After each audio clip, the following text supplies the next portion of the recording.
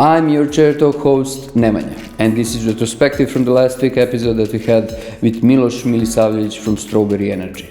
So public spaces is the only thing that actually all of 7 billion people share.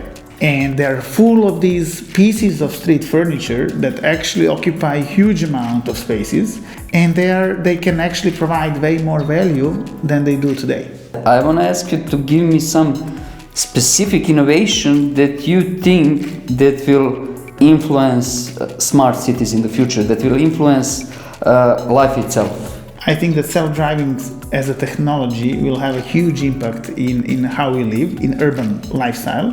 Payphones became completely obsolete. So we wanted to kind of use that old obsolete infrastructure to convert them into something useful, something for the 21st century.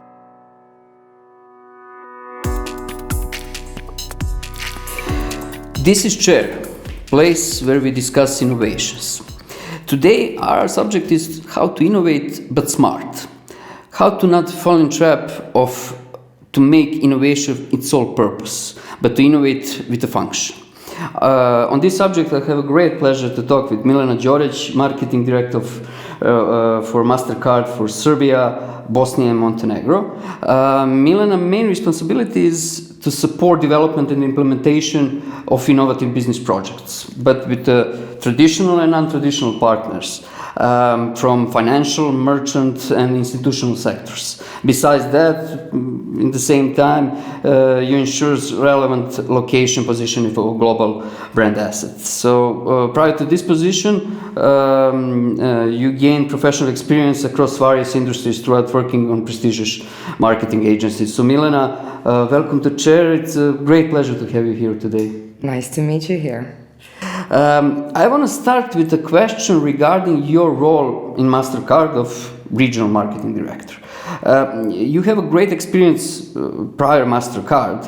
What can you tell me about how MasterCard and its marketing function is related to innovations? It's actually very related to innovations because in MasterCard, unlike in many other companies, though I hope that will change, in MasterCard, marketing department and communications are involved from the very beginning of the process when we start thinking of or developing some new product or service for our partners or cardholders directly. And that is very important because, and it's a good approach that I highly recommend because marketing people should be the ones that know the most about the people and the consumers you will want to sell, you will want to talk to about your product. So involving them in a very late stage might result in complete misunderstanding and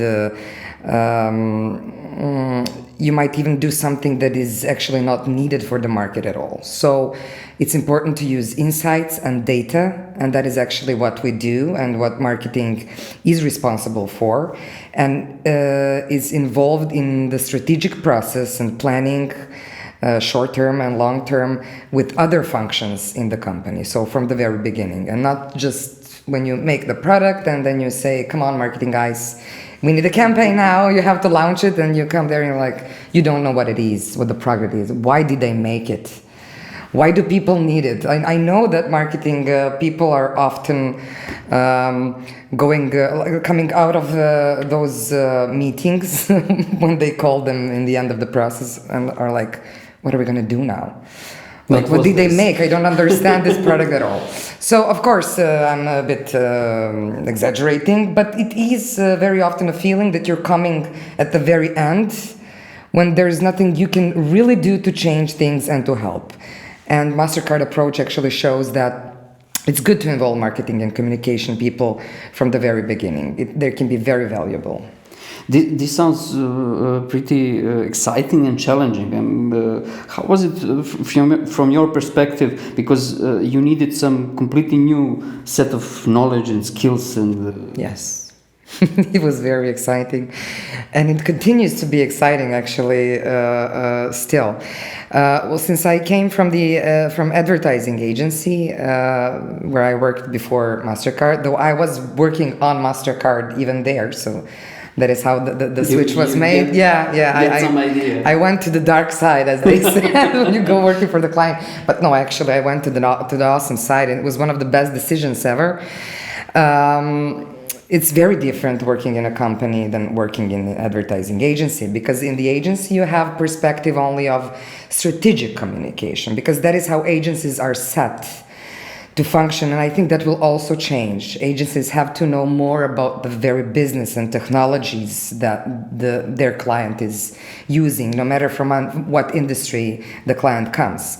So once you go to the company side and see all the business cases behind and why something is happening, you start connecting the dots, and it's very, very exciting, because it's not only about communication and the campaigns, but you have to know all about the products and technology, and you are, as I said already, involved from the very beginning of the process. So I had to learn a lot. And I thought I knew a lot. Like, okay, I worked for MasterCard already. You know, I'm gonna see some new things, but not that much. And then from the very first day until now, and it's going to be 3 years soon, every day is something new. You literally learn every day, because it's a tech company basically, and tech is changing every day. And what we've survived through this, I don't know how many months, it's a year now since Corona has hit our lives. We lost count, right? Yeah, so that even accelerated. It was fast and changing even before, but now it's even accelerated. So going to work in Mastercard every day is inspiring, educational, and quite demanding. Yeah, quite demanding. I want to go back on our subject and functional innovations, and this is something that whenever we talk, it sounds logical, intuitive, but does not always happen. Why do you think that is the case? That is very often the case, because people like to talk about innovation, like we like to talk today, and it's a very sexy word to use and to put in your CV, on your website, and might get you a lot of PR. But nobody's really thinking about what will really bring to the life of people, will it improve our everyday lives, and how we will use it and why would we use it.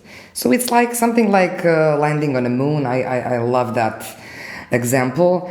In 1969, when man set foot on the moon, and it was a great news. Everybody was amazed. Even Queen was watching from the Buckingham Palace, and like all the presidents of the world, and so big people, small people, all people, amazed with landing on the moon. And a lot of PR was gained for the Americans, of course, because they did it. They were very proud. I mean, the whole world was very proud of the human race being able to do something like that. But did it change anything for us? No. Did we colonize the moon in the meantime? We didn't. Can we use some of the natural resources? No. Can we repeat it by some, acceptable commercial price? No. We don't even want to go back there again, because why would we? I mean, I don't know if maybe someone in NASA is thinking about that, but normal people like me and you, we don't care if we're ever going to go to the moon again, because it didn't bring anything to our lives at all. And it was very innovative. So that's the little story about innovation. If it doesn't bring anything to me, if it doesn't solve some higher purpose, some social problem, my personal problem, it doesn't matter.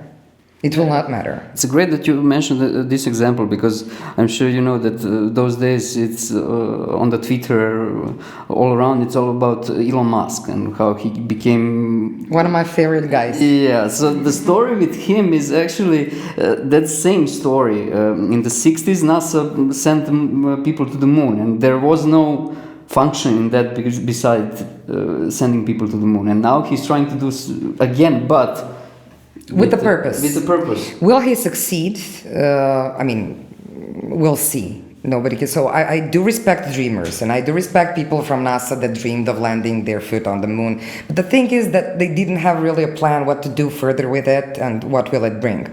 With Elon, though I don't want to gossip about him, today, but with Elon, it seems that it's a bit different. That he really wants for us to be able to escape to Mars one day. Because we might need it. So, yeah, it's a big dream. It seems quite impossible.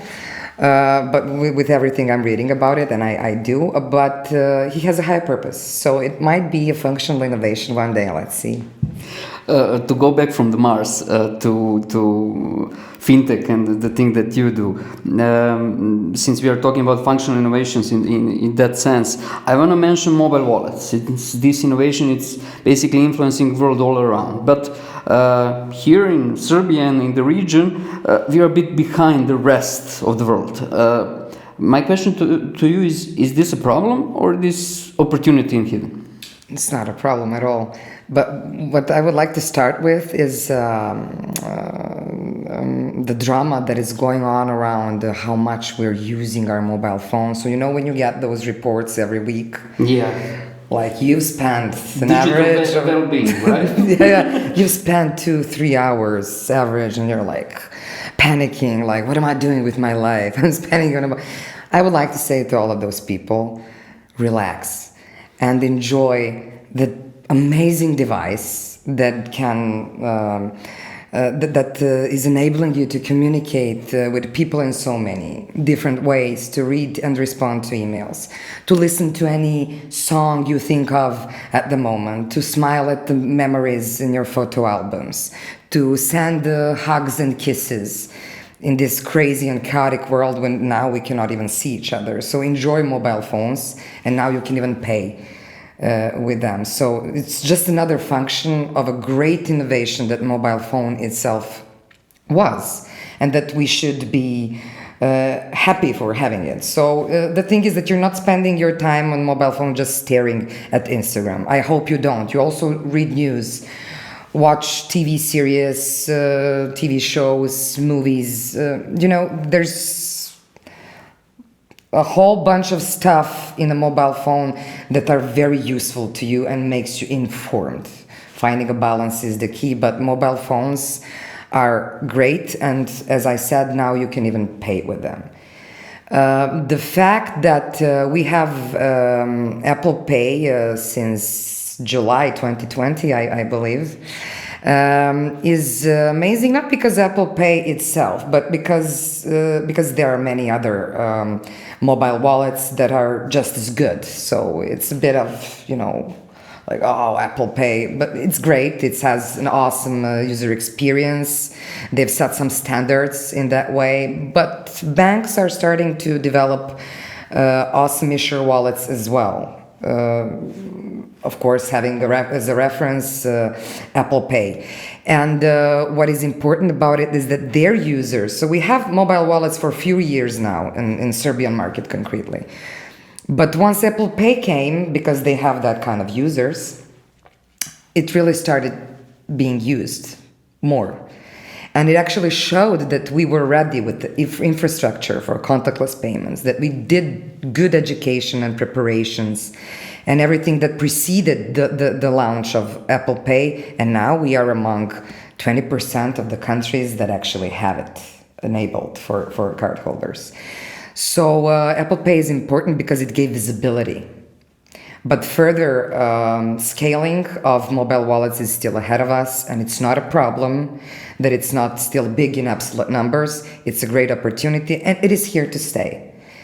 Another important thing about mobile payments and mobile phones in general, as I said, it's an awesome device. For example, 60% of our population is using smartphones, yeah. And comparing to that, around 23% of Serbs are underserved, meaning underbanked, are completely excluded from official financial institutions, which is awesome for a gray economy in a bad way. Mobile phones can really give us, if we do it properly, and if we manage to reach them, and that is our goal, it's a great access point for that people to enter official financial streams, and that will help even our state and our country in many different ways that fighting gray economy brings. It's already being done all around the world. So we have some kind of pledge as a company, and there are a lot of companies like that as well. We're not the only ones. But we have a pledge to include into digital economy 1 billion people until 2025. It's ambitious, but it does make societies around the world and local economies and local businesses better. It really empowers them. And that is a great example of how technology and gadgets actually bring functional innovation. That is what it means to have something that has functionality in your life and is innovative. Based on what you told me, it sounds like here in this market and markets that you serve from MasterCard, that we are good early adopters. Is that true? Or? We're good early adopters, but also very one part of population is adopting things very fastly. We have those young people. We have people that are keen to use new tech things. As a market, we like novel things. We are brave as a nation, let's say, in that way. On the other hand, we have like some people that are really, really scared of using anything new, especially when it's about the finances. Because, we had during the 90s all those problems with the banks, and that has changed. Banks do have better reputation now, definitely. But still, having your money on some kind of card or a phone, for some people, it's still, they don't feel secure about it. But that is also changing. So yes, in general, we can say that we are early adopters, that we adopt new things much better than some. In USA, for example, contactless is still not a big thing, to tap and pay. Europe, comparing to America in general, is much more advanced in that way.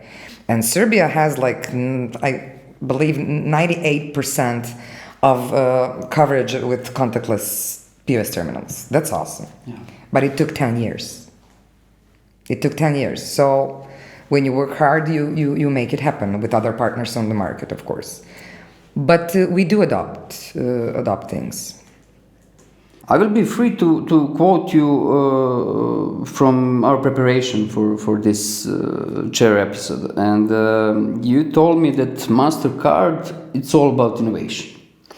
I want to move to the other side, and I want to ask you questions regarding about this, but I want to ask about collaboration that you guys have and acquisitions you do in highly innovative fintech startups. How this can boost functional innovations across different sectors and markets? It can. It's one of our main areas of work, not in Serbia still, because of the local regulations that will change with PSD2 and open banking and so on. So it's early to talk about our involvement as such through our official programs that I will be mentioning. But in general, it is very important to collaborate with fintechs and non-traditional institutions and startups, because they are fast, they're agile, they have so many ideas waiting in their laptops, in some desk, in the laptops, I'd say today. And you get awesome insight on what is going on in the heads of those usually young people and where the world is going. So since we have that Start Path program since 2014, over 220 companies has gone through the program. and it's a program for a later stage startups. So we have another program that is called Accelerator, and it's meant to boost like new ones, like the ones that are at the very beginning. But the Start Path is the idea for that program is to scale those that need final push to take further their idea and businesses. So during one period of 6 months, how much one program lasts, we receive over 1,500 applications. So can you imagine how many ideas? So if we evaluate them, we're making sure that they are functional, innovative in a functional way, and we're actually some kind of a plug-in interconnecting them with our partners like merchants, banks, and all the players on certain markets that can help them reach the like end consumer. And that is, of course, very exciting, and I hope that this region will be able to participate one day in our program. But besides startups, what is important to mention for markets, developing markets like ours, is that traditional partners are still, like banks, are still one of the most important partners and cooperations to really bring some innovation very fast to the market. So mobile wallets that we mentioned wouldn't be possible without help and partnership with the banks to launch them, and many other things. And what we are also, what is important for us is that we are really helping traditional institutions innovate things.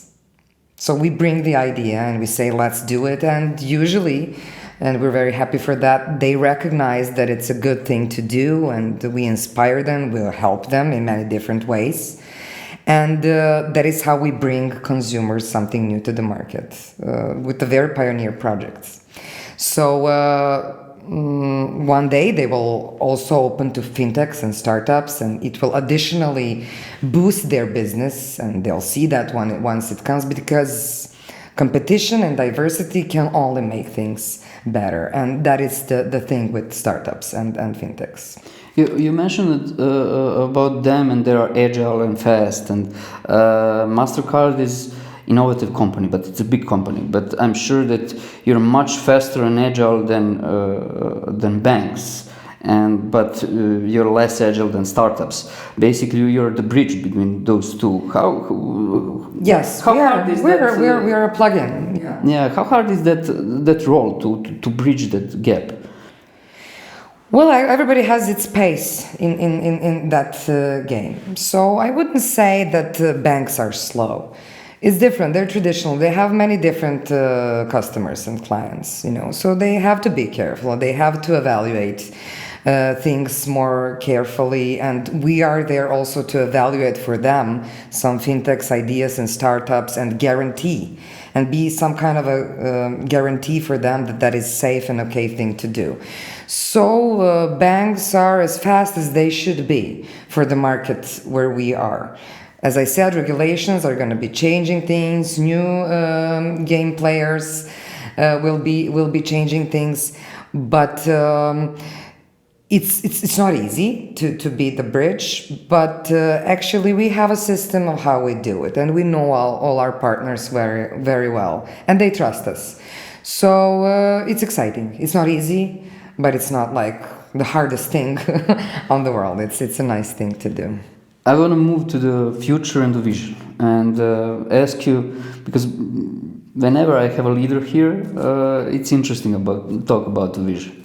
And I want to ask you, since lastly we talk about fintech, what do you think is going to be next big thing in fintech? Next big thing in fintech, next big thing in general, what like key buzzwords these days are like augmented reality, artificial intelligence, blockchain. But all those things are still at the very early stage of not development, they're quite developed, but of usage, of functionality that we're talking about. Like, what is the real meaning of augmented reality in my life? I can still go out. Even in this, I can still do experience things, and I hope I will. And I will always want to experience the museum or the dinner or the concert instead of being present there with augmented reality, or I don't know how.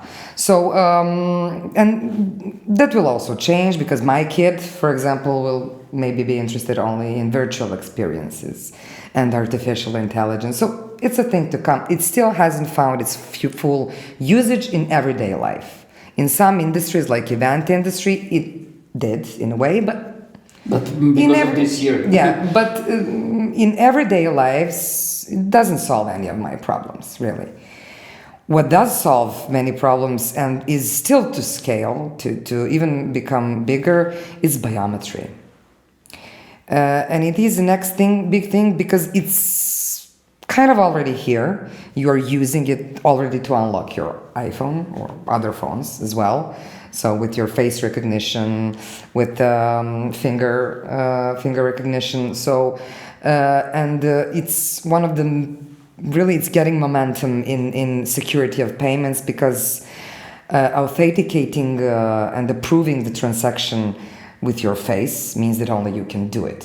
So can you imagine more safe thing than part of your body to approve something? So I believe that there will be even more things now. That's crucial for mobile payments, for example. But that is where it found its use in practice. But I can see it, but we generally as MasterCard can see it also coming to online stores and even in physical stores as form of, securing the payments and generally the customer experience and user experience. So yeah, I'd say biometry. Thank you so much for this conversation. It was very insightful.